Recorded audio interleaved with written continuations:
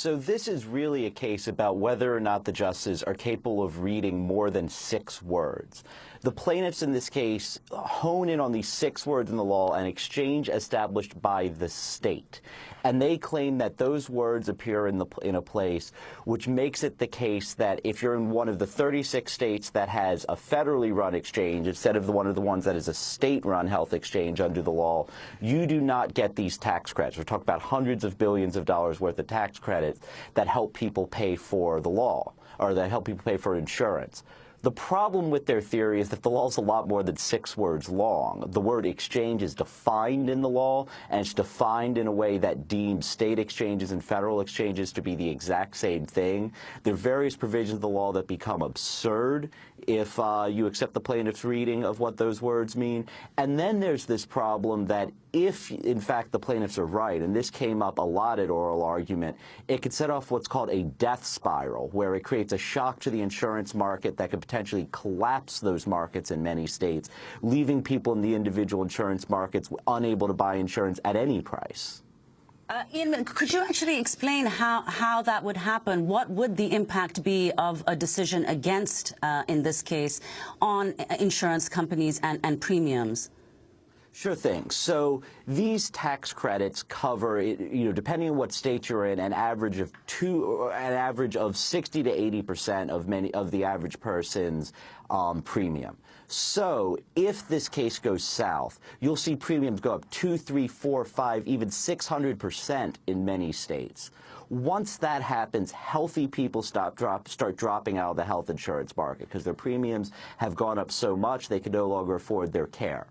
Well, when healthy people drop out of the market, the insurance companies no longer have enough revenue to cover the cost of their sick customers. So they have to jack up premiums even more. And when they jack up premiums, more people drop out, which causes premiums to go up more, which causes more people to drop out. That's the death spiral that could potentially collapse the market.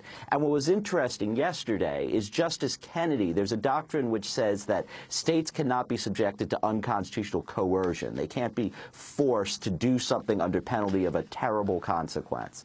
And Kennedy seemed to think that if the plaintiffs are right about how this law is written, forcing states to choose between setting up their own exchange or dealing with this death spiral is unconstitutional. And for that reason, I think that he is more likely than not going to vote with the government and say, no, we're not going to accept the plaintiff's reading because that's just, it's too unconstitutional. It would coerce the states, and that's not acceptable. I mean, it's not as if they're going back hundreds of years to try to figure out the history of how this law was passed, to determine what is meant by the term established by the state.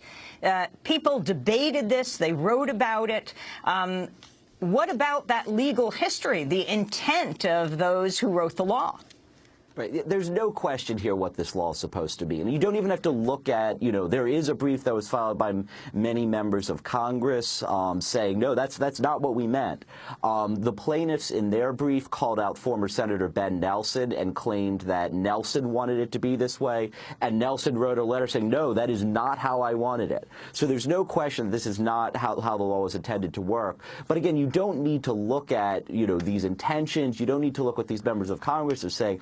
All you have to do is read the law. The word exchange, again, is defined in the law to say that any exchange, whether it's run by the state or whether it's run by the federal government, shall be deemed to be an exchange that is established by a state. And that's really all you need to know. The word exchange is defined in the law. The law clearly says that state and federal exchanges are the exact same thing. And if these justices follow the law and they aren't consumed by partisan politics, this should be an easy case. Well, I want to turn to the group behind the King versus Burwell case, the Competitive Enterprise Institute. The group's website says this case, quote, challenges an IRS regulation imposed under the Affordable Care Act, better known as Obamacare, that allows subsidies on both state and federally established health insurance exchanges. The IRS regulation violates the plain language of the law enacted by Congress, which gave states the choice to either set up such exchanges themselves or stay out of the program. So could you explain what is the Competitive Enterprise Institute and what is their interest in this case?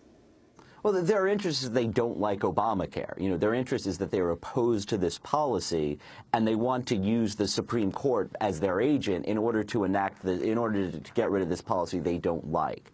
Look, I mean, there's a lot of right-wing groups in Washington, D.C. CEI, in a town riddled with conservative organizations, is a particularly virulent group. Their former board chair recently wrote a blog post where he compared the Affordable Care Act to the Holocaust. You know, think about that for a second. You know, he compared giving health insurance to millions of people so that they can live to the Holocaust. So you're dealing with some folks here who don't really have the same perspective that many people have, and they're hoping that there are 5 justices that are essentially willing to be their agents to enact an agenda that they couldn't get through Congress, and you know, to engage in a very political, very partisan attack on President Obama's chief accomplishment. So as we wrap up, Ian, the New York Times headline today, at least one justice is in play as court hears health case. They're talking about Anthony Kennedy. Where this goes from here? So I think it is more likely than not that the justice will reject this challenge. Kennedy, again, seemed to feel that if the plaintiffs are right, that would be unconstitutional. And so he said the court should avoid a construction of the law that is unconstitutional. Chief Justice Roberts was dead silent, but Roberts upheld the law 3 years ago. And this legal challenge is so weak. You know, Roberts is very smart, is very conservative, but he's also very smart. I think the most likely outcome is a 6-3 decision, with Roberts and Kennedy joining the courts for liberals in order to uphold the subsidies. But it is still up in the air. We won't know until the decision comes down. And, you know, obviously it would be very, very frightening. We're talking about an estimated almost 10,000 people will die every year if this case goes against the government.